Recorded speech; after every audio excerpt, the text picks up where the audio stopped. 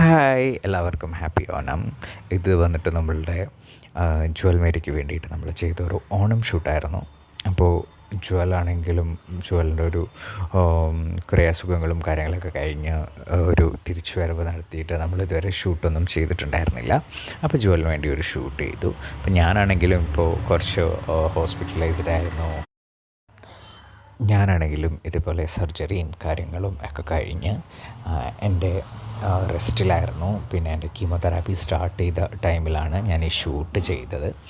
അപ്പോൾ എനിക്ക് health issues ഉണ്ടായിരുന്നു ഇത് ചെയ്യുന്ന ടൈമിലാണെങ്കിലും. ബട്ട് എനിക്ക് ഇതെന്തായാലും ചെയ്യണം എന്നുള്ളൊരു ഭയങ്കര ആഗ്രഹമായിരുന്നു. പിന്നെ എൻ്റെ ഉമ്മി എൻ്റെ കൂടെ ഉണ്ടായിരുന്നു, എൻ്റെ കോൺഫിഡൻസ് ലെവൽ കൂട്ടാൻ.